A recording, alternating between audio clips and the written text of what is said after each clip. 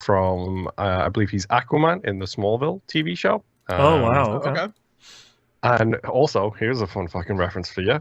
He's also young Sully in the flashback on Brooklyn Nine-Nine. He's one of the Wow. young All right. detectives, Really? who, That's you know, when funny. they're doing the cocaine case before Uh-huh. the careers are destroyed. Yep. God, that's He's my one of favorite those. thing. That's I great. saw You it, and I was like, those two "Fuck." like all buffed up and like with the macho haircut and everything, and then like So Rosa. good. It was either Rosa or Amy's like, "What happened? Uh-huh. Give me that Oh, slut man. sauce." He's one of those. He is devilishly charming as Jack Reacher. It's fucking that show is genuinely fantastic so far. I'm like 4 episodes in, I think, but it was one of those things that was like, fuck, I want to watch another episode now because this has really got its hooks Just into one me more episode. quite Just one more. severely. Yeah. Like it's one of those shows, and it's just like fuck. And it helps that Alan Richardson is I don't know if he's the best actor on the planet, but he's definitely a solid choice for that, considering he's 6'5" and built like a brick fucking shithouse. Right. You know? All right. Are you guys ready to get started? Yes. Yes. Yeah. Also, I need to upgrade my microphone at some point because fuck me. But that comes after new PC, I think. PC Yeah. then microphone, I think. In that order. I want a new mic too, but that's like a whole separate rabbit Well, the hole. difference is look at you with your space and your microphone I can't know. even be seen in shot, and then you look at me and it's just like, "Hi, I'm a pair of eyebrows." It's right here. Well, that's why I have mine so far away. I've got like my camera right here and my mic right here. Every once in a while, you can see it just pop into frame. Woo! Well, also thanks to RTX, I do need mine close just so it actually catches my voice. But Right. also thanks to RTX, you can't hear the dryer going off right now or the washing machine going off right now Right. or Boom, the central boom, heating boom. pump bumming in the background. Yep. Hear the pipes wiggling because you got the hot water running. Right. Uh-huh. Basically, yes. Okay. Starting in 3, 2, 1. Welcome back to another episode of That Video Game Podcast, aka TVGP. I'm your host, Boston. Joining me as always is Moonpier Hello. and the Nymph. Hello. Real quick message here again. Talked about this last week. I'll repeat it here for a little bit. We're going to do some mailbag episodes over the next upcoming months to be announced at future dates. So we do need your mail to enter into the mailbag. So if you can send us, email us, tvgpfans@gmail.com, hit us up at the podcast questions channel in the Discord server. On Send that us one, just put a note on it saying for the mailbag episode. Yep. We've already gotten a couple, but we need the more we have, the better that episode can turn out to be. You can tweet us if you really want. We're not on Mastodon because it's a nightmare to use, and I will only use that if I'm physically forced to do so. So don't hit us up there. Or we can spend an entire episode just riffing. That's right. Mhm. Yeah, we just talk about. Are you ready for Foodcast 2023, where Exactly. we There go you into our foods? Yeah. What Speaking of color which, should I send us paint a this question. door behind me? Yeah. That's right. Uh-huh. That's right. Send us a question about food. It's been a while since we've had that. Yeah, that's a good point. So who send us you want to hear some hot takes about food? We got them. So please help us make those episodes great. Dude. No, we don't. I don't like spice. We discussed this. It's definitely That's true. not a hot If you take want because your mildest food takes. There we go. We got that. So please send us that in. That genuinely does help a ton. Also, don't forget to subscribe over at patreon.com/E1M1. Those ones are the numbers, folks. $5 tier is the recommended one. That is $5 per month, not per episode. The amount of audio you get per month for just $5 is genuinely pretty obscene. If we had an accountant, they'd probably be like, "You need to pump those numbers up." Because that's a lot of audio. Because you get early access to stuff like We Roguelike at the show. Moon and I are playing as many roguelikes as we can get our hands on. Critical Misses. Moon and I are going through all the media hits we've missed. You get early access to both of those. You get exclusive access to Outcast. If you wanted to revisit some of our great foodcasts, we had a pretty good one today, and then we went on a very fluid rant Home about improvement. 30 different things. And you get It's a very exciting episode. that's right. Oh. You get exclusive access to Wayward Sons, which is the watchcast that Moon and Nimp are going through for a Supernatural TV show. There's a brand new episode of that out just this past week. So if you want to get in on the ground floor, there's only been 4 episodes so far. You can get that. We don't remove them. Us.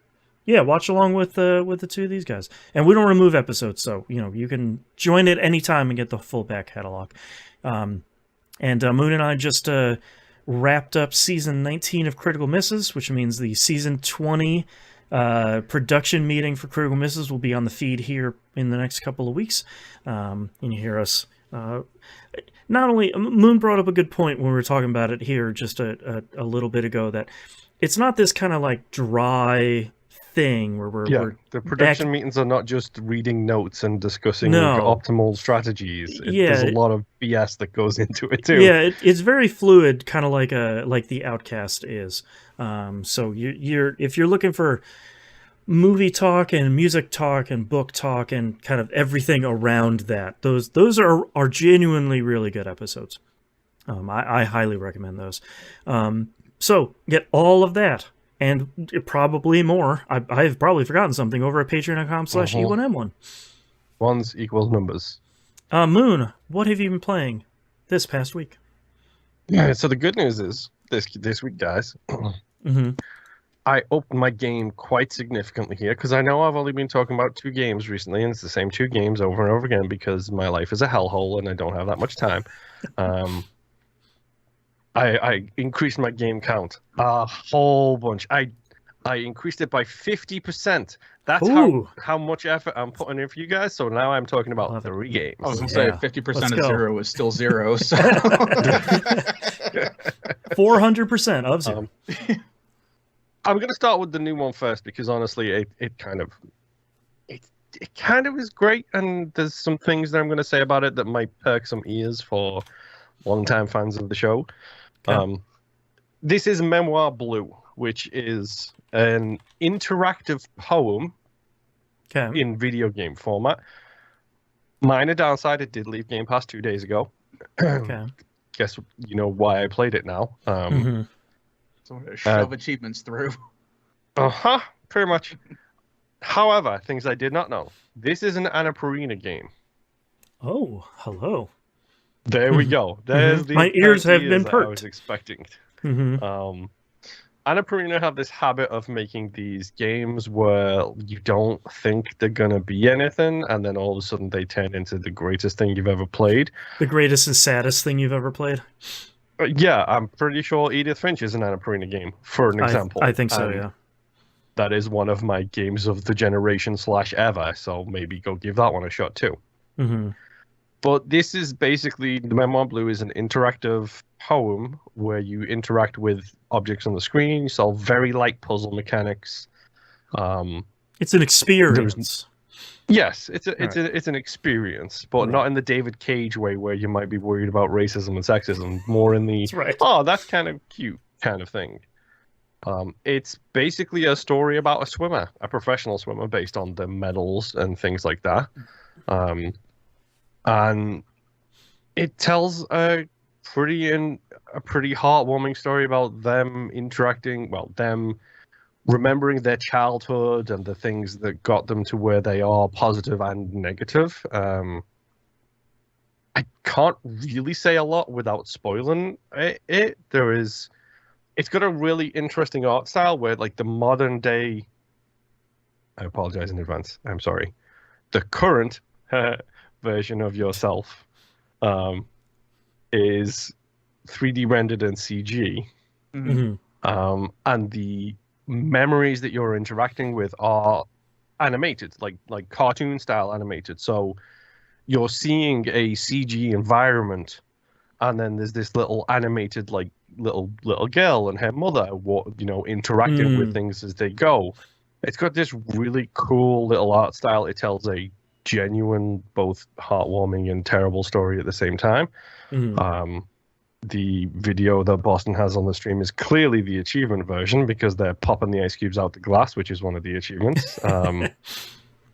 And it's just this really cool little interactive story Yeah. that tells. It's heartwarming and horrifically depressing at the same time. Very much in that Annapurna kind of way, where it's just Right. like, come on, Kind of guys, like why? bittersweet thing. Yes. Right. It's not long. It's like 2-3 hours, and it's probably like $5 would be my guess, based on Annapurna's usual thing. I think Edith Finch was like 15. Mm-hmm. It's less than the cost of a movie ticket, and in my opinion, it's a really cool little story with really nice interactions with everything. Memoir Blue is $8. There we go. Thanks, inflation. So you can barely get a meal for that much. That's right. Dude, my coffee costs $8. Like, that's ridiculous. Jesus. Well, you do like the sweets, so I do indeed. Give me 6 shots of that glorious stuff, please. Where's that hazelnut? Just keep pumping. That's right. But it's a really cool little well-told story, and I honestly I would recommend it, especially if you're a fan of Annapurna's other stuff like Edith Finch. Don't get me wrong, it's not Edith Finch. Like, let's just get that out. But all the stuff they publish is kind of along the same lines and kind of same vibe. Yeah, and we also, I think we did the mobile phone Annapurna game for Game Club that one time, which was the famous one, which was heartbreaking in and of Florence. itself. Yes, yeah, and that was incredible too. Like, they have a track record at this point, I would argue, of some pretty solid stuff so far. right. So go give it a shot. It's definitely worth your time. Like I said, it's a couple of hours at tops. Like, it's not a huge investment. And yes, if you're an achievement hunter like I am, it does have achievements that are easy and a chapter select, which is useful in case you miss any. There you go. A Memoir Blue. Yes, a Memoir Blue. My other 2 games you already know. We might as well get Marvel Snap out the way. I ain't hitting Infinite this season, considering this season ends tomorrow. And I got all the way up to 79 and 8 out of 10 cubes. I was like, kissing distance to 80. Right. Now I'm at 72. So it's been one of those kinds of weeks, I guess. That's how the cubes roll. Yes, exactly. I'm snapping my life away, one might say, because why not?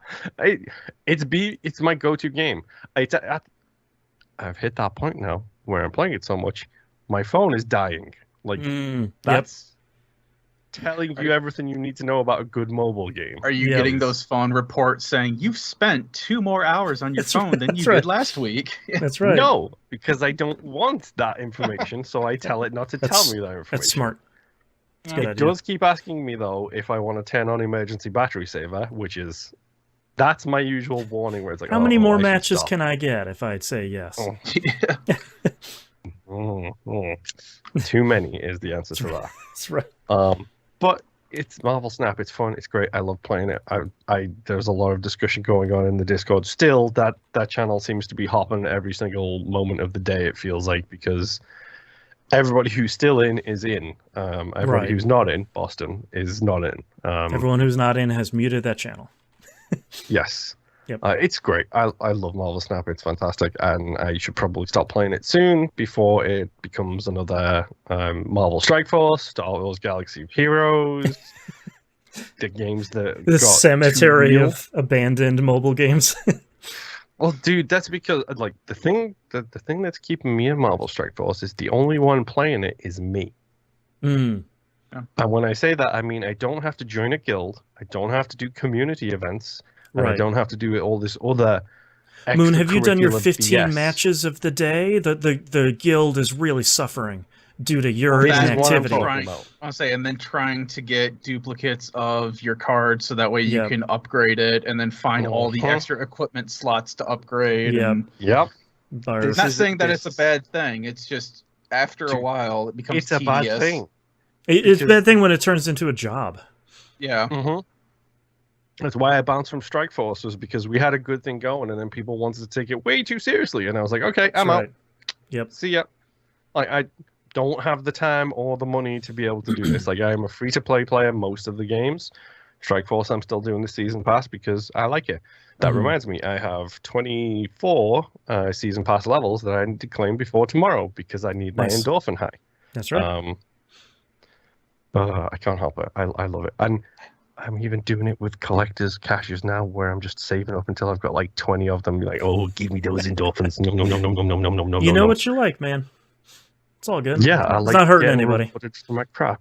Hey, I got a game for you, and it's called Bat and Kados, and it's being re-released for the Switch. There you go. It's all cards all the time. I'm good. I have enough card games in my life. We have an entire show which has got like single player, man. You don't have to worry about the gotcha. Every 2 minutes. That's right. Yes, I do. I always got card game roguelikes. That's a whole separate problem. Yeah. Yes. My final game this week, obviously, you already know it. It's Monster Hunter Rise because I have a problem when it comes to Monster Hunter. A very serious problem. So I'm playing Monster Hunter Rise for free, right? So I have because it's on Game Pass, right? Yeah, ostensibly free. Yeah. So, never mind the fact that I will probably buy it when it leaves Game Pass. Don't tell me that right now. That's a future me problem. Don't break my heart. So the thing I hinted at last week was a story that I wasn't going to tell last week, but I was going to tell this week instead. Oh, right. We all have our favorite monsters, as we all do. Some people, that's Pikachu. Some people, that's, Godzilla. For me, it's Rathalos, which is why I have the red hoodie with the Rathalos design on it, because it's sick, and Rathalos is a queen. Quite literally, the queen. So, Rob, friend of the show, Rob, who plays the game with me, his favorite is Anjanath, who is a dinosaur with fins, essentially. Cool. When he gets mad, sick fins come out the top of it, and then it gets annoyed. Too fast, too furious. Yes. So it does drift because it does the sideways charge too. Great. So I went on a search for a plushie for Rob for Anjanath. Because he's kind of ugly, but plushie versions are usually cute. I feel like plushie hunting is like That Way Lies Madness. Yes, the only plushie Anjanath that is cute that's not a giant blob monster was released from Monster Hunter World, and it was a limited edition plushie run. They are sold out everywhere, except for eBay, which they're like $6,000 a pop. Right. $299 for that's a lot. $15 plushie. Yeah. Bright side is, Rathalos is still only like $15. There you go. So did you buy him a little buddy Rathalos now. one, or I bought me a Rathalos. Rob can buy his own $200. That's right. So I'm giving you the turned info. into a good faith, hey, I'm going to surprise you with something to screw this. I'm buying myself a plushie now. Right. Yes. This turned into a, hey, do you have a 3D printer? I had an STL file for you. So my cute little Rathalos, you even got the spiky little tail that you can cut off. It's pretty cute. Can't cut this off. You could, but that would break the plushie. It'd be great if it was Velcro. You could just rip it off. Yes, that would be solid. But she's a cute little devil. I love her. That's the thing I was playing with earlier, Boston, when you could see it out the corner of your eye. Was my cute little Rathalos. But because I'm a sick weirdo, I can't stop there. It's a safe place here. I appreciate the honesty. I mean, it's not a safe place, but we're still gonna make fun of you. Yeah. So I don't know if you can see her or him in the background. No, he fell over. But right up at the top here, I've also got a different one, which now I have to step away from the microphone to grab it. I can see its feet, so it looks white. Yeah, man, that Galahorn still looks super sick, though. It's hidden amongst the Isaac plushies. The light, yes. So there's a monster in Monster Hunter called Kezu, who is basically, you know those hairless cats that are disgusting and gross, Boston? Yeah, one of my favorite cats, Sphinx. Yeah. Yes. The ones that are the cutest little roast chickens. Disgusting and gross ones, yes.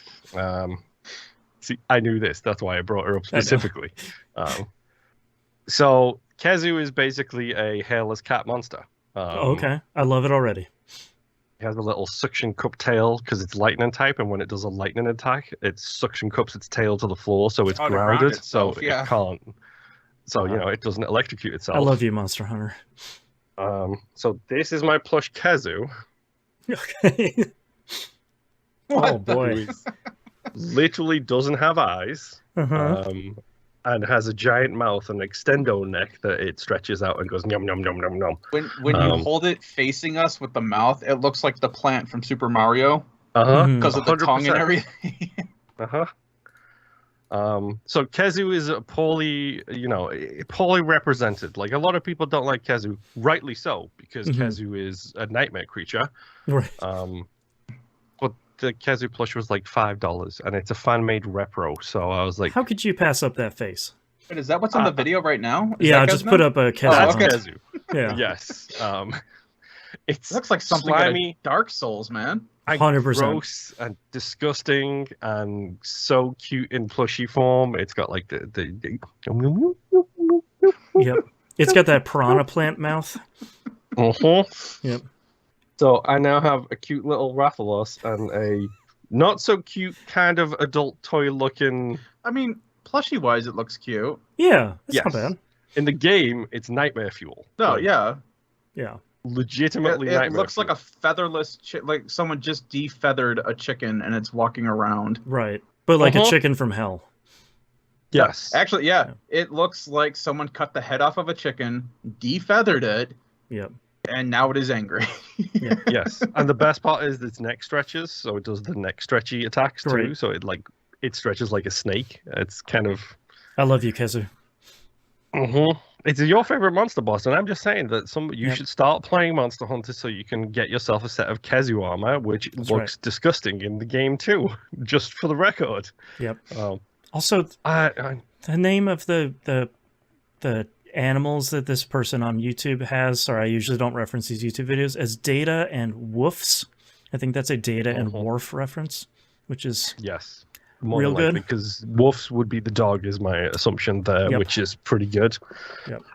I am optimizing my Palicos and my Palamutes so much that I have 2 Palicos. They are literally called Mission 1 and Mission 2, just so I don't get them confused with all of the rest of them. Sorry, my father's name was Mission 2. Yes, this is Mission 2 Junior. That's right. That's right. I get confused otherwise. It's like, I don't know which is which. I don't know which one to use, because I've got 19 different helpers now, and it's just stupid because you can send them on missions. You're living on farm rules. You don't name your Palicos. They are there. They are there just to sustain you out in the wilds. Yes, my cats are tools. They are there to do a job. That's right. And that job is to steal as many items as they can. That's right. In the latest installment of Moon Names a Monster Wrong, I fought a new Elder Dragon this week, and his name is Tesla. His name is actually Testarossa or something like that. But I have dubbed him Tesla because he's a fire dragon, so always being on fire makes sense. I mean, they're both card names anyway. That's right. Tetrazini. Yes. But dude, it's Monster Hunter Rise. I made the mistake of seeing my save file instead of ignoring the screen and hitting the A button. Oh, no. And I'm at 74 hours already. Nice. And I'll clean that out and edit. Just put a static noise in there. Just beep it out. That's the scary part. Like, that's the scary part, is I don't think I've played that much, and I'm at 70-something hours. Like, that's right. You're at But that's how you know you're enjoying it, though, is when you look at your hour count and you're like, huh. It's the same thing with Elite Dangerous. Like, for me. No. I don't even want to touch that one.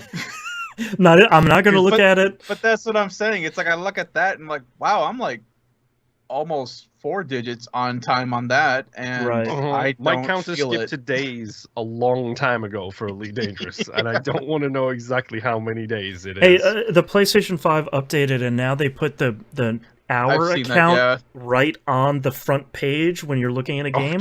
And I saw it when I fired up Destiny, and I was just like, yeah. It's just like when you see the sunlight after you come out of the movie theater, like, no, illegal. I'm good, thanks. I don't need to know I don't that need stuff. to know At this least on the Xbox. Sometimes it's fun 7 to menus know. deep. I wish they would get more in depth with it, though, besides just giving you an hour count. Like, an hour count's fun, Yeah. But Like, especially with like 2 Dark hours Souls single or like player, Souls 14 games, like, hours multiplayer. yeah, like Yeah. I want to see like what's the longest amount of time I've been alive between deaths? How many times have I died? You know? What's the longest Boston's like case, individual it's- save? Yeah. Yeah, in Boston's case, it would be like 12 hours idling in the tower doing nothing. 100%. It's like, What's my menu time count? Yeah. Right. Exactly. oh boy. But yes, that's all. Monster Hunter's great. Come play it with me. I don't care. I will kill your 1-star monsters so you can get to 7-star hunter rank and then join me with my madness. Boston, Right. looking at you. Someday, man. I'm side-eyeing to the ceiling, being like, "Hey, Right. Boston." That's right. Side eye across the Yes, country. that's all I've been playing. Nymph, take us away, please. All right. Well, my list is fairly short as well because I have a lot of things vying for my time right now since I've been playing with a motorcycle lately. So, Check out the Outcast. yeah. Trails to Azure. I am trying to get back into it because it is requiring a lot more thinking because it's that type of game. And I knew it going in. It's just every time I sit down and I'm like, do I want to spend the next 2 hours doing this? Or do I need to be doing something else right now? And unfortunately, a lot of times it's been I need to do something else right now. Right. But I've gotten some time in. I have completed, as of today, I have completed the first chapter. So I'm going on to chapter 2. And they've introduced a couple things here. They've introduced a new Tetris game that you can play now called Pom Pom Party. Great. For JRPGs, those that- I love them. Yeah, for those who do not know, pom-poms in this game are like the metal slimes or like the cactars. You know, Oh, you're like high beginner evasion. enemies? Yeah, they're high evasion, hard to kill, but once you do, you get loaded with like either a bunch of money or, you know, experience or whatever for whatever game. Right. So that's what this Tetris game is based off of. And it's kind of a mix between Tetris and Puyo Puyo. Oh, okay. But like old school, like back when this came out for like, when did this come out? PS1, PS2 era. So it's like the old school versions of those games where you're sitting there like you get like a green pom pom and a red pom pom that come down together, and you can sit there and rotate them to line them up so that way you get 4 of them that go at the same time, and then you do this explosion, and then you know, just like Tetris, everything drops down a grid. While you're doing this, you are facing off against another opponent who's doing the same thing. So every time you make a move, you start earning CP points, which then allows you to either do like an attack, which adds more pom-poms to the other person who you're versing, or you can defend, which prevents them from attacking your grid, so that way you can just keep doing what you're doing. And like you can see in the video, they've got like the little chibi character icons in the background, so that way you can see what character you're playing as. And it's just a standard game. It is fun. It is fast. It goes really, like, this feels slow to me right now, and maybe it's because I'm accidentally leaving the ×2 time frame on. Right. So I just thought about that right now because I'm like, that is going way slower than I'm used to seeing it. And then My I just game realized, is moving very fast. yeah. So that may help me in the future, but it's a lot of fun. But towards the end of this chapter, they also introduced a new system called the Blitz system, where as you are playing in battles, this other bar has shown up in the top right corner, and as it fills up from you attacking things or being attacked, once it gets filled, you can change your attack to Blitz attack, and that makes it so that all of your characters just constantly keep attacking until the bar goes away. Any magic that you go and use are automatically casted at that round instead of normally you have to wait like a certain amount of rounds or whatever for casting. Happens right then and there. It disrupts the enemies from casting either craft or magic skills. It cures all of your characters of any status elements that they're having, and it boosts up the percentage that you gain from CP as well as boosting up your attack.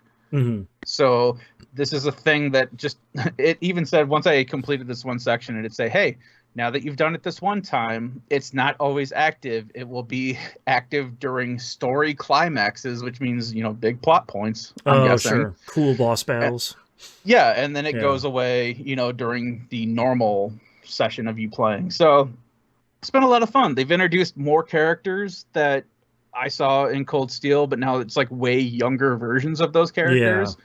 So it's like, oh, okay, cool. I know exactly who that's going to be and how much of a menace they're going to be to me in the future versions of this game. So just having a lot of fun with it. I just wish I had more time for it right now. Right. So moving on from that, Angel and myself played a bunch this week. Tuesday night we were playing Battlefront 2, Star Wars. Mm-hmm. We did a lot of dumb, crazy stuff. The first, I don't remember if it's the first match, but we were on Geonosis and we ran into a first for me where we could not get out of the spawn area. Like, we were being manhandled in such a way that we couldn't access any points or even get out of the area. Just spawn trapped you the whole time? Yeah. Wow. And I've played this for a very long time. As we were just talking about with the PlayStation counters, it pulled my PS4 counter, so that went way up. My secrets.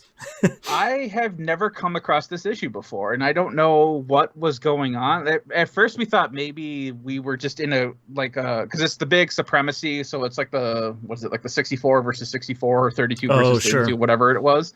So we were thinking maybe we have like a ton of AI. But we pulled up the list though, and it all looked like people. So I don't know if we just got stuck on like a brand new whole 32 group of people that just had no clue what was going on. You were against like MLG Pro training. Or that was happening. I mean, so either way, we did not win that match. We did come back later several times, and that was great. But yeah, that one was just super weird. I'd never had that happen before. But then as we were talking and checking out the different modes, I was talking about the Ewok mode again with him and just kind of talking about how it's like this kind of weird horror mode in this game. And he's like, all right, let's give it a shot. Like, cool. So we load into that. And it's been a long time since I had played it, and I had completely forgotten. So it's basically like zombie modes from like Call of Duty, where two people will spawn as Ewoks. And they are the ones that once they kill one of the stormtroopers, the person that is killed is turned into an Ewok. Right. And I was telling him, this entire time, it's going to be dark. That is the whole point. And you have a flashlight. What I had forgotten was that flashlight has a timer. And once that timer runs out, it has to recharge for a little bit before it can come back on. Oh, no. Yeah, so then you're just in pitch dark. So normally what I do is I run around and I look for other people that have their flashlights on and run to them. And then everyone kind of finds it because you don't spawn next to each other. You're all dispersed across this dark map, this dark forest map. And as you're running, because we're playing with headphones because we're in chat, and as we're running around, we can hear Ewoks. Skitter. Yeah, chittering, and you hear yum yum and yuck yuck and whatever stuff. Right. So we're running around doing this, and then my flashlight dies, and I see like a bunch of people, and you don't have indicators like you normally would over everyone's head. It's just you come across stormtroopers as you're looking at them, you can see their name, but you don't have a radar, and you don't have an indicator of, okay, there's another guy next to me. So everyone is constantly like looking around their surroundings to see, okay, does anyone see an Ewok? And then you're looking back around to make sure that everyone didn't leave you behind, right? Which is like the dumbest, scariest thing ever. You're right. And then the other thing that is just being shown in this video that you have up is that the flashlights are so bright that you can blind your own teammates with them. So if you point that light in somebody's face, you can't see anything. So everyone's like rotating all around. You see like one person shooting off in the distance. So everyone will turn around and shoot off in the same area. And like, did you hit anything? No. All of a sudden you hear a stormtrooper die because there's traps. Right. So it's like you turn around. There was this one. We walked through a hollow log and we all just kind of camped out in there. And then one guy just decided he was done and he was going to leave. I'll be right He walks back. out the other way, gets pulled up into like a foot trap, and it's just dead. And so everyone goes running out the other way of the log, and it's just this dumb fun thing. And we're sitting here laughing, and we're just sitting here laughing and being stupid with it because we were having like a bunch of dumb jokes about I forget the Batman thing, but with Bane about how how he was born and raised in the darkness or whatever. So we were sitting there quoting that while we were playing as Ewoks. It was like, I'm the one that goes yum in the night and all this stupid stuff. Hey, at least they made a Left 4 Dead sequel, except this time it's Left for Ewoks. I mean, it is really fun, and so the whole point of that is eventually you're trying to hold out until an evac comes down to grab everyone, and you just run to the evac and board the ship, and then you're done. So that's what you're holding out for. But it's a really good game mode, and it's one of those things because it's supposed to take place after the second Death Star blows up. And there's always that question of what happened to all those stormtroopers on that moon. Well, you get to find out by playing this mode. Ewoks ate them. Exactly. Yeah. After that, we played, some. There were some Starship ones that we played. So there's like the flying around in the spaceships, and they've got like hero spaceships, so you can play different versions of the Millennium Falcon and all that stuff. That went okay. And then we played one last mode of Supremacy, which Angel Eye ended up getting a nemesis because the guy named Engage_Picard was just constantly killing him, to the point that I was making fun of him being tracked by this guy. Is it really bad that you said engage and the first thing I thought was the side phone? The side thing? talking? No. Me too. Not Yep. Picard saying engage, which seems very appropriate in this instance because he was definitely engaging Angel. Yeah, all the time. Like it never failed. All I think about is turning your phone on its side and speaking through it that way, like a big weirdo. Yeah. But so this guy, Angel Eye and Engage Picard, just kept running into each other, and usually the guy was playing as like Anakin Skywalker. So Angel Eye would be able to get like a couple shots off, and then he'd be dead. And then like a couple minutes later, I would hear him go, "It's that Picard again." And then that sounds like a Borg quote to me. That's right. I mean, that's right. So, Locutus, yeah. So after that, we found another new thing that had happened. Of all of a sudden, there were people. Once you in Supremacy, once you get to a certain point of holding on to the points, depending on who wins that match, the winners have to run back and board ships to then go up into, like, transport ships to go into the main ships up in the sky. You run up, you have to hold square. It's really weird and finicky. I was telling him, it's like you have to look up, you have to look for like the hashed out circle, and it has to be in the middle of your screen. You have to hold down square, and he could never find it, and I only found it a couple of times because it's stupid and it's hard to see when you're getting shot at. Right. One time that we were trying to board these stupid transport ships, a bunch of people that were playing as droids somehow got into the ship. So as we're running to the ship, we're getting shot at by these droids that are inside the ship who are on the other team. And we're like, we can't even jump up there. How did you guys get up there? Jeez. It's real fun, and it's total chaos, and I absolutely love it. It's a great game. I wish they would make a third one. I hope one day they do without... I don't want them to screw up like they did with this one, where they added like the paid, purchasing stuff that they eventually had to pull out because they screwed it up so bad. Yeah. But after that, we did play some Battlefield 2042. A buddy of Angel Eye's bought an Xbox, so we were going to get set up with him to do crossplay. That buddy ended up falling asleep or something, so we never got set up with him. So we just played a bunch of matches, and that was just a bunch of just random chaos that we kind of lost track what we were doing at some point. We were both playing as medic, and we were just kind of running around healing each other, reviving each other and other people. I got first place in revives. He was not happy with that because there was one time he got first place with 3 revives, and then I got first place with 4 revives like the next match or something like that. And it's just like 2 of them were him and like 2 of them were somebody else's. But it was the whole thing of we're playing as medics because nobody else is really doing the medic class properly. So we're sitting here healing people and reviving people, and then one of us will go down, and then we start yelling at the other one on the microphone, "Hey, I'm behind you. You need to revive me." He's like, "Wait, where are you?" And then you see his counter get further and further away. It's like, dude, don't be a Blue Falcon. Get back here and revive me. The other left.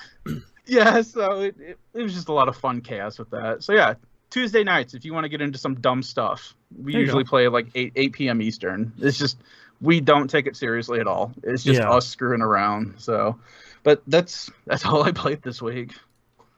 Destiny 2 is my first game here.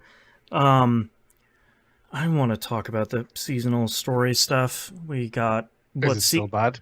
It's really bad, man. It's a real disappointment because usually when one thing is good, the other kind of isn't. So, like with Witch Queen, the campaign was really good, and the seasonal story was kind of fine, but nothing to really write home about. But Lightfall's campaign was a bit lacking. So I was really hoping that the seasonal team that's been kind of firing on all cylinders the last couple of months would do it, and not really. I think we have one more story beat next week, maybe, but the kind of seasonal story quest, one of those things where you're like, you're on step 2 of 35. That quest finished up this week. And the end story was not really that great.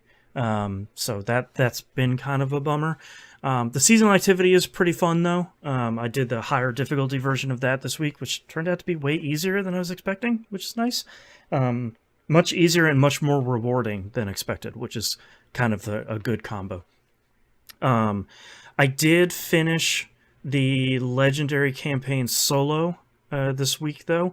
If anyone hasn't seen it, I think Witch Queen, the last expansion, was the first one they did it in, which is essentially there's 2 versions of the campaign. There's a normal version that's essentially around the regular difficulty for kind of everything in Destiny. And then they have the Legendary campaign, which is much more difficult but more rewarding. Especially if you're not at the kind of power level cap. They're dropping stuff that's way higher power level than you are, and they're giving you the upgrade modules at the same time. So it's designed to get you raid ready, essentially. Is if you do it on Legendary, you're basically ready for the raid, right? Essentially, yeah. Or like if you're looking to do the higher difficulty versions of other stuff, like you're kind of ready without doing all the other stuff in the game. The thing about it, though, is it scales its difficulty based on how many people are in the fire team. So if you're doing it solo, it is ostensibly easier, but there's no one there to revive you or anything. So you're kind of doing it in one shot. If you have 2 people in your fire team, it's harder. If you have 3 people in your fire team, it's kind of at its hardest. So just like Witch Queen, I went through and I wanted to do it solo, and did all 8 missions solo, and that was pretty fun. It was a good challenge, but not anything super impossible, which I appreciated. And we got to the 3rd encounter in the new raid. The second encounter finally kind of clicked with us. We figured everything out, and we cleared out. It's essentially a kind of a relay race. With a time limit. Each floor you have to do, it's 3 floors, each floor you have to do in like a minute and a half. So this encounter at most is like a 4 or 5 minute sort of thing. And once it clicked for us, it clicked really nicely. So we cleared that. I feel good about our future runs of that. There's kind of a nightmare thing between the 2nd and 3rd encounter, which just sucks. Like, it's nothing impossible, but essentially you're doing that mechanic where you're kind of switching between the light and the dark buffs, but everyone on the team is racing to get to the other side of this giant chasm and like this giant kind of jumping thing, while every once in a while essentially a pulse comes out of this giant thing in the middle that will kill everybody. But if you have the right buff and you've been kind of doing the thing, then you're fine. It will be fine once we get our hands around it a little bit more. But it was a lot of like, oh, where's this next thing? Where's this thing? Oh, this sucks. That sort of thing. So, and we made it a 3rd encounter. We're learning it. It'll be fine. Yeah. Liking it.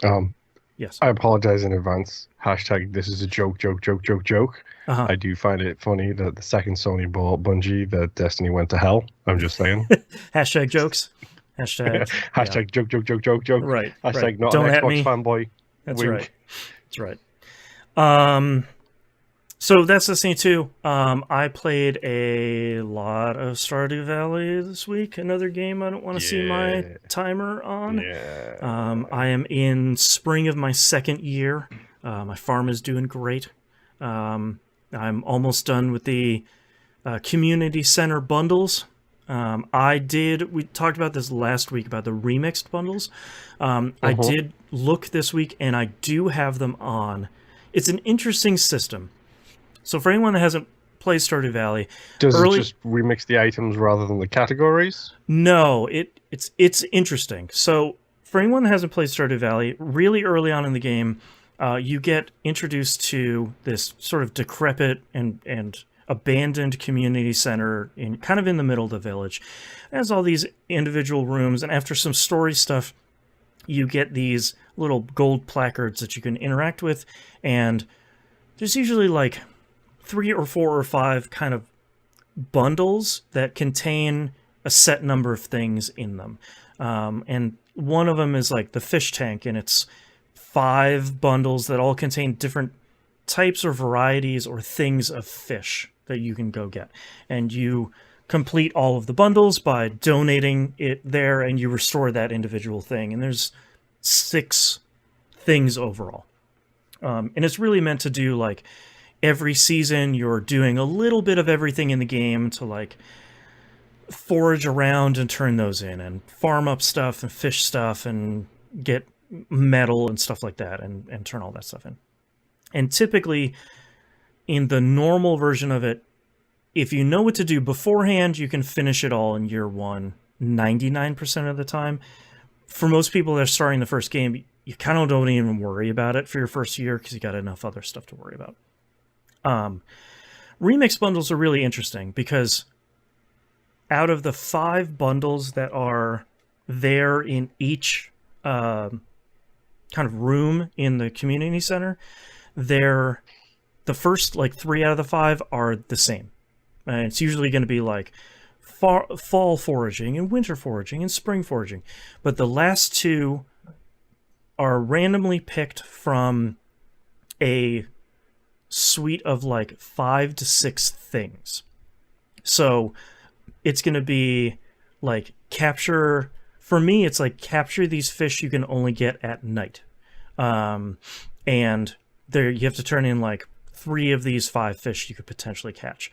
Or turn in these things that you're only going to get from fruit trees. So like that's going to be a thing you're going to work on for over a year. Or instead of like the fruit tree one, you could get just mushrooms. Or you can get 2 or 3 other different types of ones where it's like you need to turn in crops that are gold star quality or higher, or this thing or this other thing. So it's not, the reason why I couldn't tell if they were on or not is because it's not hugely different from what the standard experience is. But if you've played Stardew Valley before, if this is like your 2nd or 3rd or 20th farm, it at least adds a little bit of variety into what you're kind of doing in each game, no matter what. So it's been kind of fun. I also don't think I checked the checkbox. There's a checkbox in game now that you can pick standard or remix bundles for that, and there's also a check mark for the game guaranteeing you to be able to complete it in year 1. I don't think I checked that checkbox. Okay. Which is a nice option because if you played Stardew Valley a bunch and you just want to get it done in the first year so you can get all the benefits, then you can do all of that. Now, are these options within the game, or are these mods that you're running? I'm playing on PS5. These are just default options. Cool. He's Concerned Ape, the guy that developed this game. He does a lot of really great stuff for not only accessibility stuff, but also for allowing you to have kind of different experiences each time you play, which is really great. Like one of the earliest options he put in was just like, I want to skip the intro. It's like, this is the 5th farm I've started. I don't need to go through the whole intro. Like when you start the game now, it's just, you're in front of your farm, you have your packet of seeds, and you're good. Like the game is just beginning. One of the things that I forgot they introduced probably in like the big 1.4 or 1.5 patch is after you spend a whole bunch of time in the game, I think it's like at the fall of your first year, Robin, who's the she's the carpenter, and the mayor put up a new sign in front of the mayor's house, and in front of the general store in the game, there's this essentially like a bounty board. Someone's like, "Hey, I need a cod. Can you bring that to my house? I'll give you 300 gold." They put up a new board in front of his house that are longer versions of that or harder versions, and it seems a lot like I'm on my 10th year of my farm. Bringing one cod to someone, that's easy because I have like 5 chests that are full of fish. Like, that's not even a problem. So a lot of these are like, Robin needs you to get 100 stone and bring them to her in the next 10 days. Or this person needs you to fish up 35 of these specific fish in the next 14 days and bring them to them. And typically when they do, instead of rewarding you 300 gold for bringing one fish, they're giving you 5,000 gold. So it's kind of a cool system. I haven't really done any of them because they're pretty difficult. The only one I did the other day was Emily, the one with the blue hair. She needs one of each type of gem. She's like a topaz, a diamond, an emerald, and that stuff. I was like, I got all that stuff. I've been doing a lot of mining. Let's go do that. Turn all that into her, and she's like, "Oh, thanks so much. Here's like 3,500 gold or whatever." The surprising thing was, the next time I went into her house, there was a special scene where her and 4 other people were doing like a yoga class with these gems, and each gem was relating to an individual person. So like the topaz I got is her sister, who's the blonde-haired lady. She got the blue one, someone got the green, like Carolyn, the green-haired one, got the green one, and they did kind of a fun, really small little scene relating to all 5 of these things, and then the day just kind of moved on. So that was kind of surprising because I thought it was just going to be a, hey, here's a thing for a bunch of gold, but I got an extra scene too out of it. And now we will never discuss this again. That's right. You don't talk about what you've seen. So it was kind of cool. It's kind of a cool system. I just unlocked the desert because I finished that bundle. I haven't unlocked the new island because I have to finish the community center, and then I can go do the quest to do that. That's the stuff I really want to see because that's like the big new area that he put in the patch 1.5. But I need 2 items to finish off my last 2 things. One is a walleye, which I can catch in the fall when it's raining. I swear to God, it didn't rain once in last fall, and I can't make it rain yet because I'm not that far in the game. And the other one is milk. And I need to turn in 10 bottles of milk.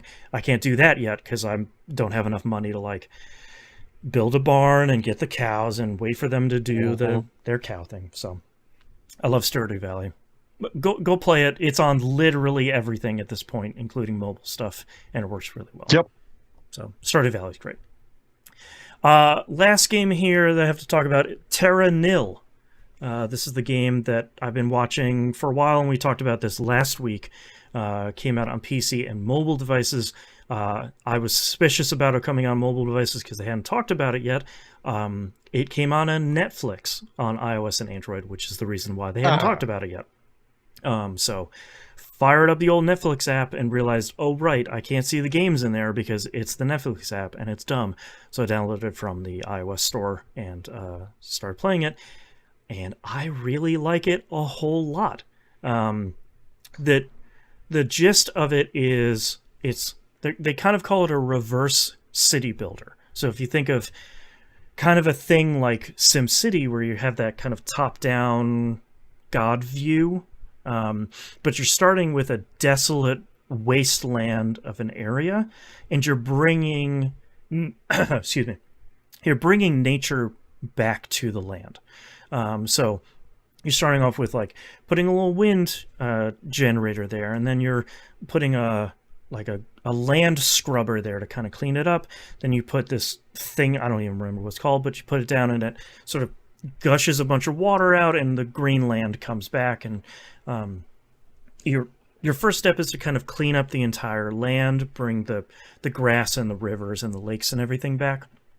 And your second step at that point is to restore the I guess the essentially the different biomes to bring animals back. And the thing I've liked a lot about this game is it's very much not preachy. The thing I was really worried about is like, how crunchy is this game going to be? Is it going to be like, well, thanks to humans, everybody messed up. Because of you, we will have to do this in 20 years. Right, exactly. And it's like, you're not wrong, but like, you don't need to be preachy about it. And thankfully, there's none of that there. It's just like, here's the land, we're going to bring it back, then we're going to bring back some forests, we're going to bring back some streams and rivers, we're going to keep all that stuff clean. And when you're at that point where you're bringing back these different biomes, essentially, it's really satisfying because you get this checklist in the upper right-hand corner that's like, when you... Oh, it's all weakness. I know. Well, and this one's really good because it's essentially like when you get 50% humidity back, like the fish will come back in the rivers. And as soon as you cross that off your check mark, you can zoom into the rivers and you see the little fish swimming around. The thing that's the most rewarding is when the thunderstorms come back, because as soon as that thing checks off, you hear it rolling in from the distance, and the thunder comes in along with the rain. And number one, the soundtrack is very relaxing, but the rain and the thunder kind of in the background is incredibly relaxing, and it starts restoring the rest of the parts of the environment that you kind of couldn't reach. So it's like by itself, it's kind of the environment is naturally healing, which is really great. But as you do that, more and more kind of natural animals and flora and fauna are kind of coming back. And let me try and get to it here in the video. As you do that, you then have a point where you can put down like a scanning station, and you can start scanning for, well, now that I've made a forest that's next to a river and doesn't have any buildings on it, now like wolves are back. And you have to get 3 animals back before you can clear a level. So a lot of it is you kind of puzzle manipulating this environment to get like, oh, well, this animal needs a wide open riverbed, but it's not next to this and it's not next to that. Okay, so I can move some stuff around to get, all right, now I've got 2 of 3 animals back. And after that, the part that I was really surprised about that I really like is once you have all of that stuff restored and like all the environment is restored and all the animals are back, you have to undo all of the work that you did. So you have to recycle and remove every single building that you built. And you're essentially reversing in kind of an interesting puzzly way all of the buildings and all the stuff you built. You're like slowly unraveling that stuff as you leave until you have completely removed all of that stuff. So you have an additional puzzle layer on top of it of, I have these little like boats and eventually get monorails that can get to these points, but how do I get them through these rivers to get to the point where I can recycle this stuff so I can unroll all of this work that I've done? It's really cool. It is a really cool game that they present you with 3 difficulties when you start. The one that I'm playing is the easiest difficulty, where it's essentially like, look, you have like a currency. It's like these green kind of leaves. Leaves, yeah. But you don't have to worry about it. Like we're just going to give you so many thousands of them. You can just kind of build whatever you want and make the mistakes and don't worry about it. And the next difficulty is like, look, if you want a little bit more strategy, here's the difficulty. You got to spend a little bit more more intelligently. Like, don't just start laying stuff down willy-nilly. And then the third difficulty is like, you probably shouldn't play this yet. It's pretty hard, which I have also not played yet. And there's also a checkbox for Zen mode in the menu, which I don't have turned on, but I'm assuming that's just kind of like do whatever you want inside the game. But each level so far is maybe 20-30 minutes, I think. And when you hit there's an option for like, I want to quit this level, or I made some mistakes, I want to start over. The game's very much like, that's cool, man. Don't even worry about it. Like, we all make mistakes. You just try this level again. And now that you know a little bit more about how to do this.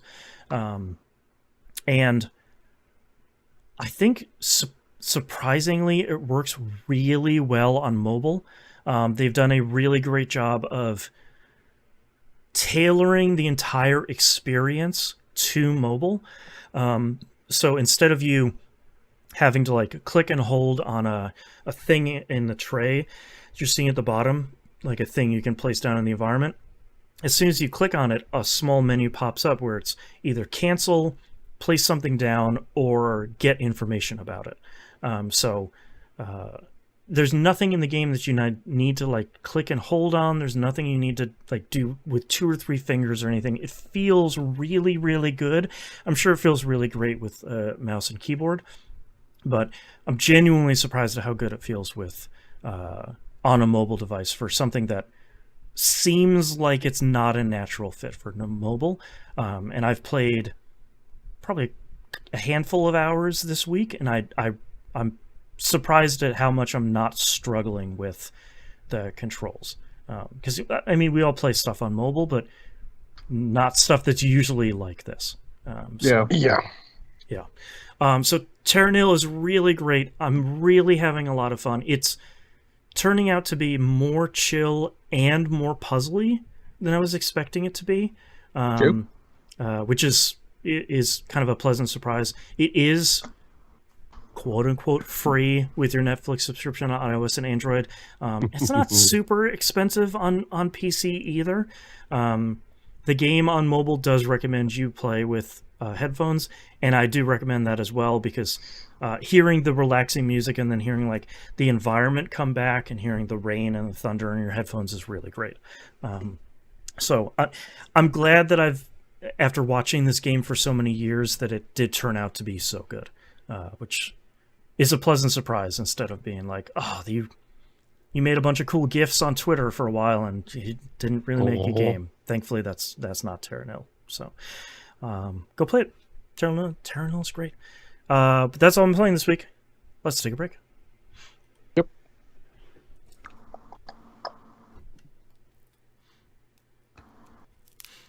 Oh man. What was that? All these videos. Check on my wife real quick. I was gonna say, I think my wife and daughter just got back because I'm hearing my daughter talk about, can we plug in the controller now? Is Dad still doing his nerd stuff? Yeah. Okay. Are you guys ready to finish this up? Yep. All right. Let's get started in 3, 2, 1. Let's talk about releases for the week of April 3rd, 2023. Grimoire Once More comes out on PS4 and Xbox One. This is a light remaster of a PS2, not really an RPG. It's a 2D RTS made by Vanillaware. Most recently has made 13 Sentinels. It was a really cool thing on PS2 that I just don't think I was ready to play.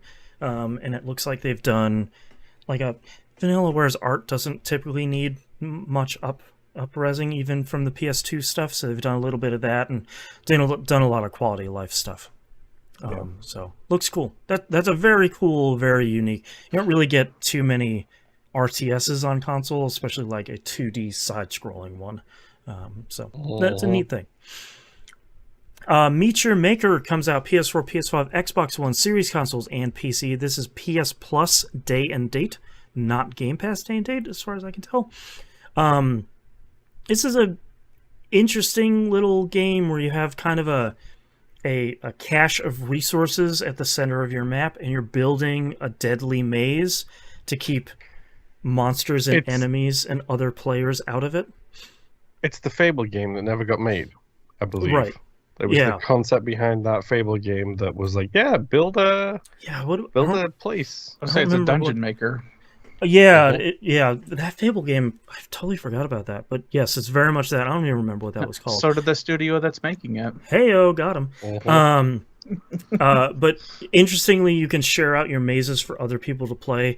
The game page is very much like, if you do that, you won't lose resources. Don't worry. It's like, okay. That's good to know up front. This isn't like sharing your mother base where you have to constantly charge your stuff. Exactly. Yeah. It's like, please beta test my maze for the randos. Right. So it seems like a really cool thing. I haven't really seen this before, but it seemed like it had some positive word of mouth for a while there. It's also made by the Dead by Daylight team. Fun fact. I had no idea. That's interesting. Nice. Everspace 2 comes out of early access on PC. This is Game Pass day and date. The PS5 and Series console versions are coming out later this year with an unspecified kind of 2023 release date. Yeah, I have enough Stardew Valley on my plate right now. Everspace 2. All hail the gunship. So really curious to see what reviews are going to be for this. I liked that kind of early access beta-y thing that they had on PC Game Pass. And I'm hoping that it's good. Hopefully it releases enough after Diablo 4 that I'm ready for another loot game in my life. See, the couple of people that I know that played it a lot in early access they really like it. Yeah. They still wish it was how the first one was, but they weren't disappointed with the direction they've gone with so far. So yeah. Next up, Paparazzi comes out on the Switch. Seems like a kind of a natural place to play a very chill dog photo with motion game. Control. Yeah, that's right. And last but not least, EA Sports PGA Tour comes out PS5, Series consoles, and PC. This one genuinely snuck up on me because they hadn't made one for a couple of years at this point. Think so? They took their time to put this one out. It looks great because, of course, it does. But I'm also EA haven't made one in years because the golf club team got the license for a while. Keep that in mind. Right. Yeah. And this is they're pushing again. They're pushing like the Masters thing, which is fine. Push what you got, but like I don't care about the Masters stuff. I think nearly as much as a lot of other people are going to. Their big thing they're pushing this time because of course EA Sports specifically has to push like one specific really dumb tech thing for every game they put out, and this one is like grass tech. Please tell me it's grass no, tech. It's even worse. They've like 3D scanned every course that's in the game, so TPC Sawgrass when it's damp is going to feel differently than Augusta does when it's dry, and it's like I am not going to be deep enough into this game to really care at all.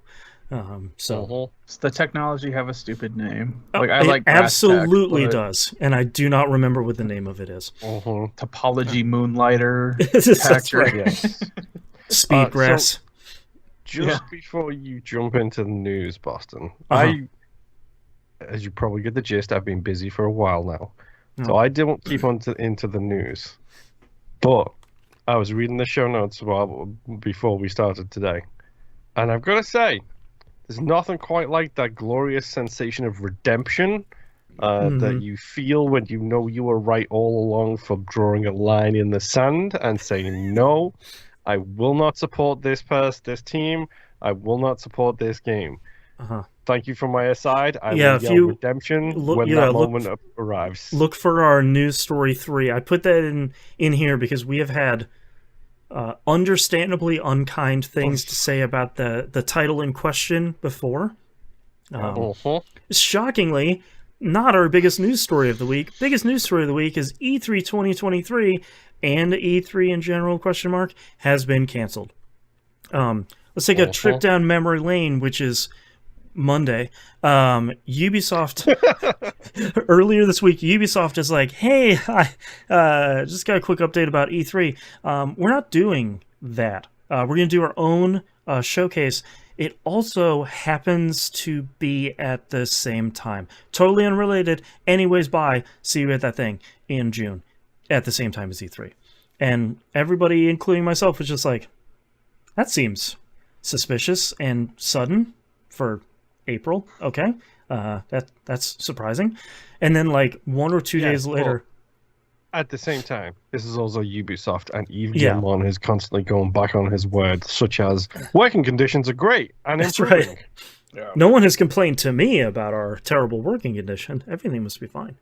Then a couple days later, Sega pulled out the show as well, and that was just like, yeah, whatever. It's Sega. They're going to do whatever.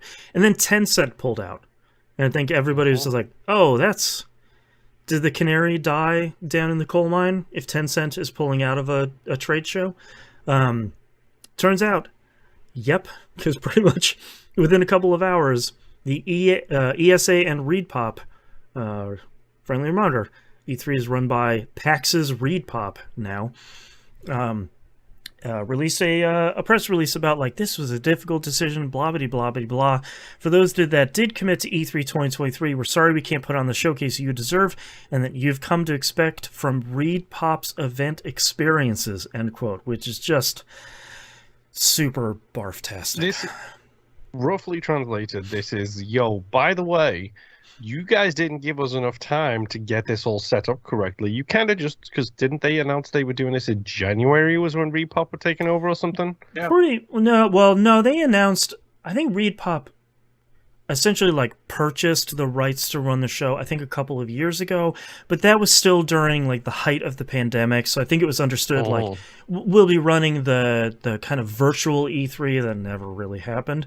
And then like once we return to having a full show, it's going to be a PAX-like thing where the public is going to come and journalists are going to be able to come and stuff like that.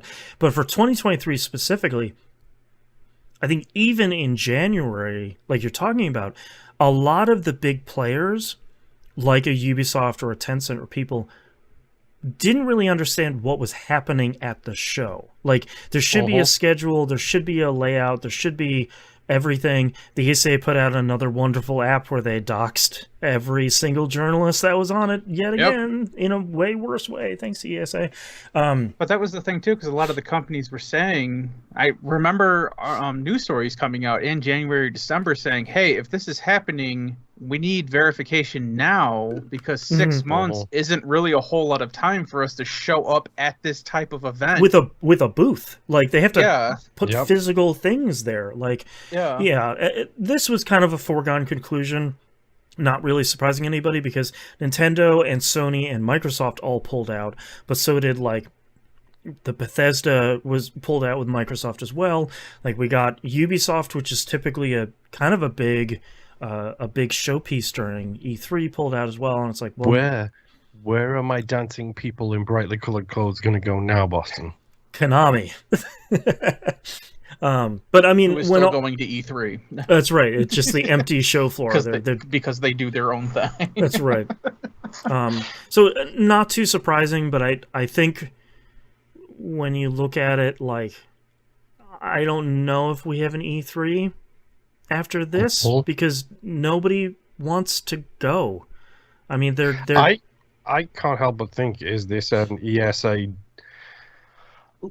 Let's get down to brass tacks here. The ESA is an old, antiquated system that does not need to exist anymore. It hasn't needed to exist for a long time. It's a lobbying arm. Yeah, exactly. Yeah. Which the companies are better about doing themselves these days anyway. Just take a look at Microsoft and Sony, for example, doing their part for lobbying. Right. It hasn't been needed for decades. Not since Jack Thompson has it been needed. What a name from the vault. Alleged ambulance chaser Jack Thompson. I'm hoping that's right. It is rumbling around. Like, they haven't been needed for a while, and E3 has been struggling because of it, because companies can, thanks Nintendo for showing this, companies can just do their own thing. They don't need this whole thing anymore. The only reason this existed was because the New York Times would cover it, and local news stations would do stories on it, and it would get global press. Guess what? It's a global world these days. That happens anyway. Yeah. Guess what? 4 billion people are playing Fortnite, so like people know video games exist. So like, yeah. You brought that up. We'll have E3 and Fortnite now. Well, and I think what's more interesting is the Summer Games Fest, which has largely done what E3 has needed to do in kind of a virtual streaming show, not show floor environment.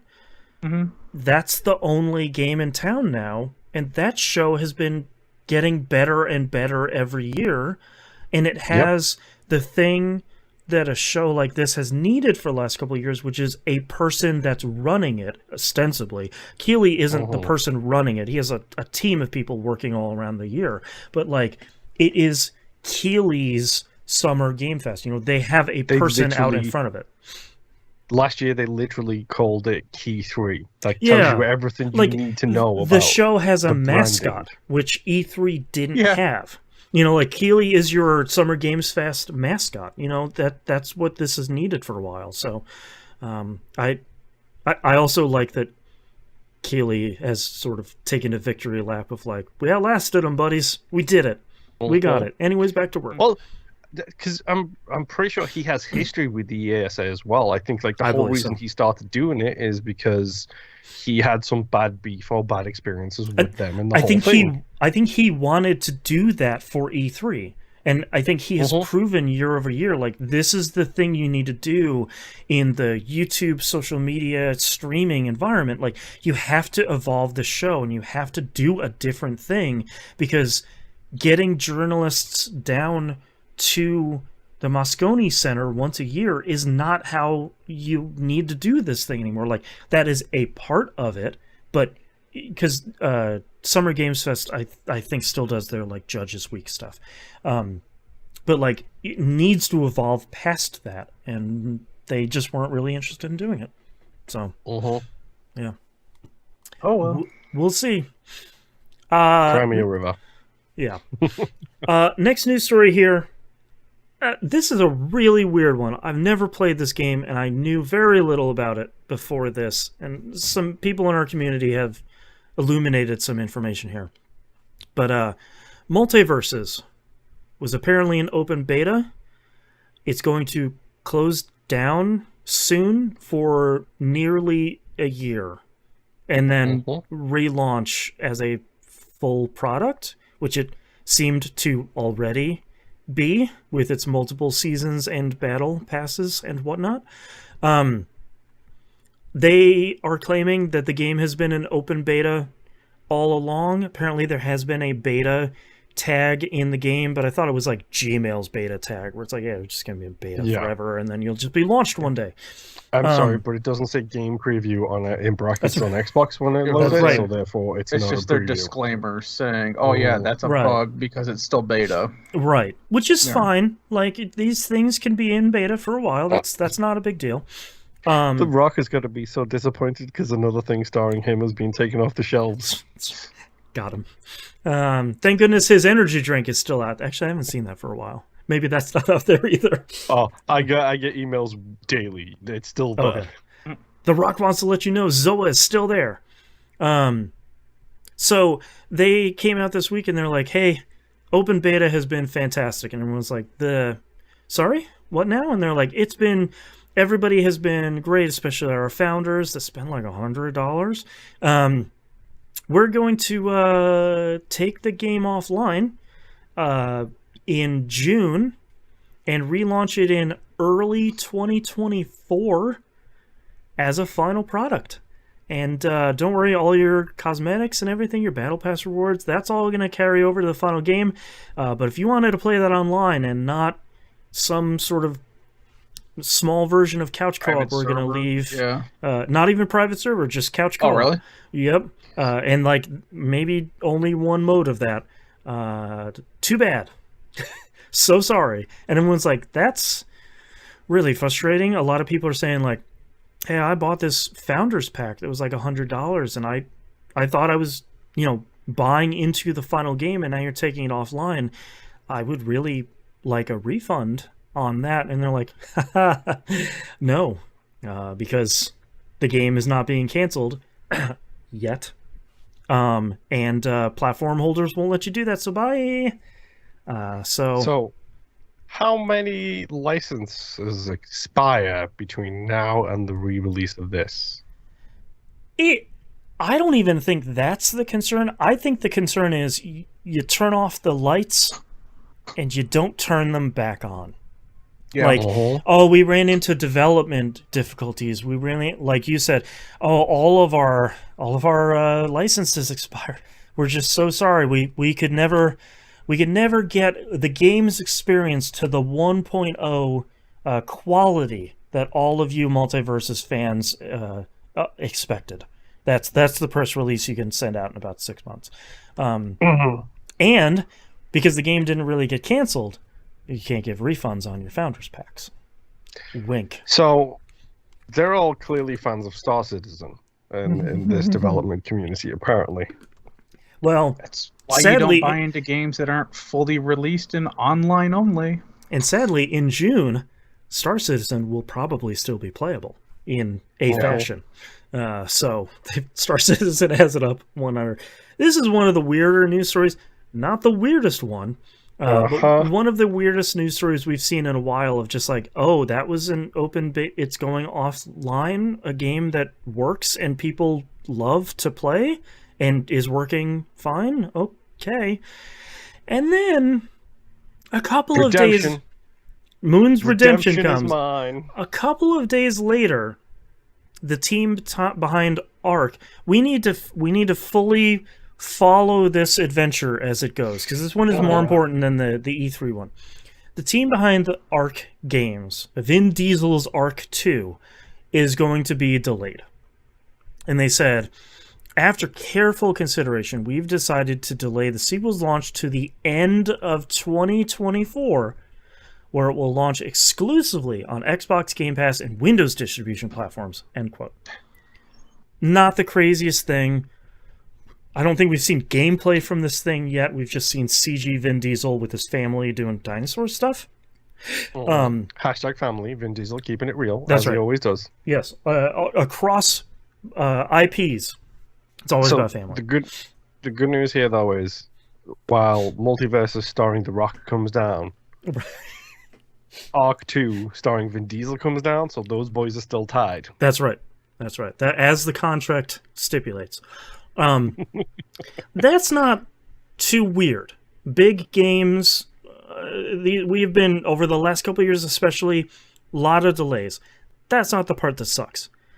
The part that sucks is, well, we're not there yet. They announced a remake of the first Ark, titled Ark Survival Ascended, releasing, quote, by the end of August 2023, end quote. This also isn't a surprise because for a while they've been talking about remaking the first Ark in Unreal Engine 5 or 5.1. And so that's wasn't the original one in like 3?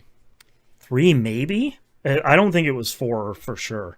I don't think it was 2, so probably in like 3 or 3.5. This thing has been stealing money long enough to be like 3 or 2 would be my guess. Right. So that's not too surprising. They've been talking about it for a while. It's going to be this thing. Here's the twist, though. It was promised as a free update. And as recently as January of 2023, except now, it's not going to be. It's going to be a $50 package just to begin, which allegedly is going to come with Ark 2. Also, I didn't know there were 6 expansions for the original Ark, the last of which released fairly recently. Those are not going to be free either, nor are they going to be on discount for current owners. They're going to be, there's 6 of them, they have 2 packs of 3. Each of those are $20 a pop. So for $90, you can purchase and play the game that you are already playing just in Unreal Engine 5, but wait, there's more. As soon as that releases, the servers for the original Ark are being taken down permanently. What? So, I have always, like, this has always been a game that's scratched that itch for me where I really, really, really, really want to play it because it's a survival game, and I love survival games. That's like my top 3 genres of games that I adore. That is your bag, baby. Yes. Yeah. But I also like games that are not in game preview. So when Ark was on the Xbox on game preview, I was like, cool, I will wait until the game is out of game preview to play it. Something to keep an eye on. Yep. Uh-huh. With Elite Dangerous, I did the clever thing. I bought it when it was a preview, then played it when it released. With Ark, I was like, no, I'll wait and see. I'm not even going to buy it yet. You took the grounded approach. I like this. I'm going to wait for 1.0. And then I saw that Ark had a $60 DLC, and it hasn't even left game preview left yet. And since that time, I have refused to touch this game, to play this game, or to support them in any way, shape, or form. Hence, redemption.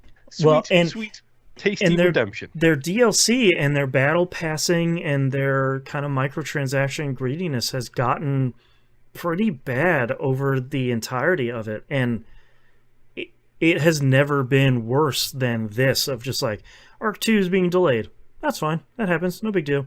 Hey, we're remaking the first Ark. It's like, yeah, we knew that already. Now you gotta pay for it. It's like, that's less than great, but maybe I'll play the old version. Oh yeah, we're turning that off too. It's just like, what? You have literally flushed away any goodwill from probably even your most hardcore community because of choices that legitimately don't make any sense.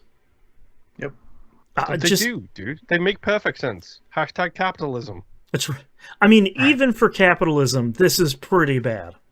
So yeah, you're cutting off your current money supply in hopes that you will regain that money right now.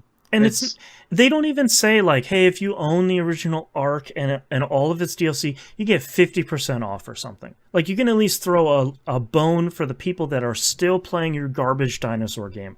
But no, instead you're like, hey, thanks for playing thousands of hours. You need to pay all the way up again just to play the same game you're running that's probably going to have worse technical issues than the game you're currently playing, which is a technical mess. Yep. What? Wild.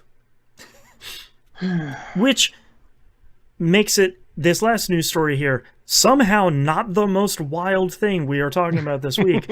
There's a rumor that Apple's mixed reality headset will be unveiled at WWDC in June. And I'm just going to say it up front here. The rumor has a bonkers price of $3,000. $3,000 for... That's nothing. I see people drop for new iPhones every year. $3,000 for this? Whatever. It's new iPhones are $1,000 if you're paying for them outright. Every year, Boston. Hey, I see people get brand new iPhones every year. It's wild. All of this technology costs too much. But so they're talking about, if you don't know what mixed reality is, it's kind of a mix between virtual reality and augmented reality. So it's a VR and AR headset. Kind of wish it was just AR, because I really want someone to put an AR headset out, because I think that is a cool thing that could potentially be neat, and maybe someone will put it out and not at triple the price of the most expensive VR headset on the market. So they're talking about it features inside-out tracking, which I hope it would in the year of our Yoda 2023. Hand and eye controls, VR, FaceTime, AR, VR versions of core Apple apps. They're going to announce something called XROS, which I'm assuming is their mixed reality OS. It just has to have a really dumb name. I literally cannot wait for someone to take a photo with these goggles and then try and send it to somebody who doesn't own an Apple device and they can't open it because it was taken in an Apple device. Oh, you're not running XROS? What do you mean? You can't open my AR photo? I have issues with that at work where it's like, just send me the photo. I don't know how. Well, I try and send it, and it comes across as the Apple file type, and it's like, it's like you just have to change your settings to most compatible. That way, you stop getting the MP4 whenever you try to open on a Windows 10 or 11 device. Just the dumbest. It also has rumors the name is going to be Reality Pro, which is probably the dumbest name since Dynamic Island that Apple has come up with, which is shockingly bad. And the rumor here says that to reduce weight on the headset, you might just have a portable battery in your pocket. It's $3,000, by the way, for a portable battery in your pocket for your Apple goggles. My God. So thick, spiky neck chains are going to be back in business 100%. again, because you can just like put it in that kind of thing. Right. Wear it around your neck. Until they release their solar-powered Apple hat that you can wear to power your... Right, exactly. And the thing there's been rumors about this for the last couple of years, and a lot of the rumors that have come out is it's not ready yet. Like the goggles aren't small enough, the failure of Google Glass and the recent cancellation of Google Glass sort of spooked Apple for any of these things. Understandably. And the price has always been too high and the feature set has been too thin. And it's surprising because I think if there was a market for AR goggles or glasses or whatever, I feel like it would have taken off with Google Glass, or Samsung would have put out one, or someone else would have put one out in the intervening years. There's barely a market for VR. Nevertheless, goggles, like AR glasses you wear all the time, this seems like a hard market. They missed the jump with this, like, by not releasing something when Pokemon Go hit it. When Pokemon Go was the biggest thing on the planet, if you would have released like an AR goggle essential version at the time that was compatible with Pokemon Go, it would have been a million seller. It's like we'd all be wearing AR glasses right now. That would be the thing. I think the bigger thing too is that they're trying to cram like a bunch of crap into AR when just make the first set where it's a pair of sunglasses with a GPS tracker. You look at a building, you're like, I wonder what that is. You push a button on the rim, walking directions are on your glasses. Yeah, and then it just pulls up, hey, this is what this building is, this is what business it is, what it's open for, and all that crap. But instead, they keep trying to cram all this crap into it, and it's like, we have watches, smartwatches, we have smartphones, we have tablets, all this other functionality and crap that you guys are trying to shove in these glasses to make them super expensive, we don't need. Well, and the funny part is we've seen Meta continually tripping over their own feet about this too, and the rumor in this news story is VR face chat, and Meta has been showing their VR chat as well. When I am video chatting someone, it's because I want to see my family member on my phone, not an avatar from the 360s version of my mom. I want to see my putting mom. It nicely. Yeah. We're talking about like the Mii's from Nintendo Wii here. Giving him credit where it's due, Meta's most recent VR versions are actually really good. They look very much like the actual person, but it's still missing the point. I'm not going to get on like a Teams chat with my team at work to talk to them in VR. I'm going to use my webcam or my phone to speak to the actual person. So like the idea that you're putting VR in these goggles, and there's nothing here in the news stories about games, but I'm assuming that there will be a market for VR games on iOS devices with these goggles. But that's also such a small market. It just seems like it doesn't matter over just, like you said, Nimp, over just doing the AR stuff. Like, in all honesty, like, it's that thing that we all saw when we watched whatever movie it may have been. For me, it was the Arnold Schwarzenegger clone movie. Wish I could remember the name of it. But everyone wants that interactive mirror. That thing where they get up in the morning, they go to the bathroom, they've got a mirror that shows their notifications. Here's the weather, Batman. Yeah, exactly. Yeah. Like, everyone wants that. Like, if you stick that in glasses form, I'm down. Like the synchronization between my phone and my car, which allows me to play my music through my phone and shows me the GPS and uses the maps on my phone because I don't want to pay a subscription fee for a GPS in my car. I use that all the time in my car. Like I use Android Auto. It's the exact same thing. It's the best thing.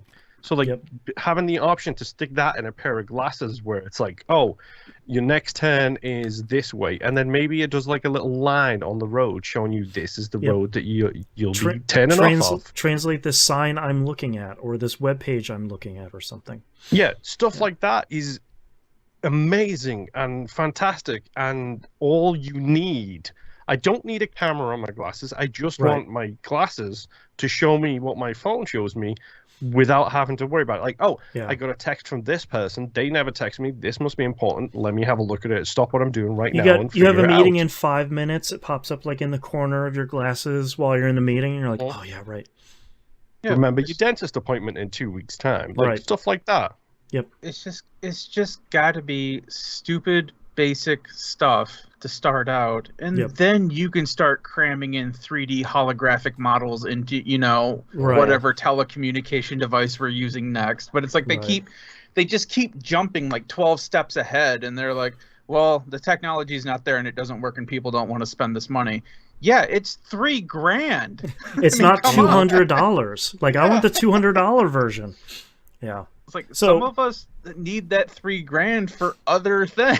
Yeah, and usually we don't report on Apple stuff because it's usually stuff like this, or it's like the gaming stuff on their platform. Like their phones are even faster now, and it's more expensive. That's pretty common stuff. But now they're closing all of the old games because they don't work with the new version. Exactly. Mm-hmm. So usually we don't talk about that stuff, but an MR headset coming out in general is sort of newsworthy, and the price sure is. So we'll see what happens in June for that.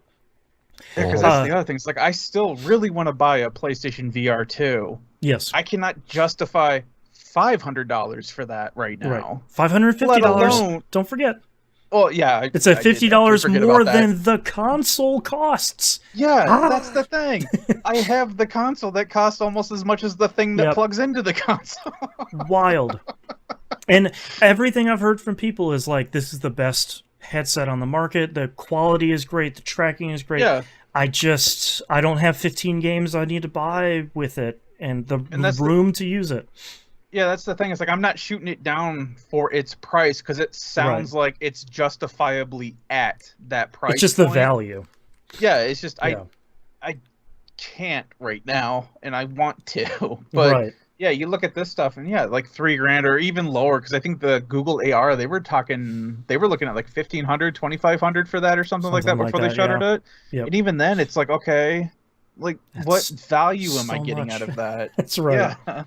Uh-huh. And what happens when you stand up in a house that's too small for you and smash your face against a wall? Like I have a tendency. What happens when I drop them by accident because they're glasses? It's gonna happen, or you get like a little scratch on the lens. Scratch on the lens. Like, Yep. Can you get prescription versions? Did you even think about that? Exactly. Yet? Right. Do they transition? Right. I mean, yeah. Hire us, okay? That's right. I will tell you. Your idea is really dumb. It's $200,000. Beta and Delta Charlie test everything. That's right. That's right. All right. After that slate of bummer news stories, that's our episode for this week. Thank you very much, everyone, for listening. You can visit us at tvgp.tv. Everywhere to find and follow us is on the right-hand side of the page, including a link to our Patreon page, patreon.com/E1M1. Those are the numbers. You can get all the cool audio we talked about at the beginning of the show, and you help us pay. It's the first of the month I get the 3 or 4 emails from Libsyn saying like, hey, thanks for paying all this, and those are some high numbers. So all of that money that you pay for towards Patreon supports and funds this show and the software and stuff like that. So we greatly appreciate Moon's Monster Hunter plushie addiction, please. I need a fund. Hashtag that's a joke. That doesn't really happen. I have started. Bring in the rest. Well, yeah, the plushie problem is not a joke. Yeah, the plushie problem is not a joke. Patreon dollars don't go towards that. But if your rich friend wants to help us out, you're your Patreon funds can support that too. If you can't support us financially, totally understand. Please support us by liking, commenting, and subscribing on YouTube, sharing on social media, telling your friends, word of mouth, all that stuff is really great. Thank you so much, everyone, for listening. We'll see you all next week. Bye! Wow, rocket-powered Boston. That's right. It's almost 5. We gotta go. We still have one more thing to record, too. 5 for you. I know. It's late hours for you guys. All right, Nimp. What are your titles? I have We Need Your Mail. 50% of 0 is still 0. Snapping My Life Away. Plushie Hunting. Sorry, my father's name is Mission 1. My cats are tools. I'm the one that yums in the night. I can't make it rain yet. Year of our Yoda. And the plushie problem is real. Moon, what do you have? Mildest food takes. My life is a hellscape. Not in the David Cage way, which is just so open to so many different meanings. Yeah. Just keep pumping, which is probably a veto. It's probably, yeah. Snapping my life away. Gimme dem endorphins. Mission 2 Junior. Ewoks happened. That sounds like a Borg quote. Quote unquote free. Beta test my maze. Sweet, sweet, tasty redemption. And solar powered apple hat. I missed beta test my maze. All right, I have 50% of 0, or is still your 0 at the end. The greatest and saddest you've ever played. We all have our favorite monsters. My father's name was Mission 2. Plushie hunting, snapping my life away, and beta test my maze. Anything you guys feel really strongly about? We all have our favorite monsters. I kind of like. I like that one a lot too. Okay, yeah. Okay. A lot of killers this week. A lot of good ones. And I'm ready. I am drawing a blank, but go ahead. Okay. Because we're all trying to rush out of here. We'll do it live. All right, starting in 3, 2, 1. This is That Video Game Podcast, episode 806 for April 3rd, 2023. We all have our favorite monsters. Mine are in my head.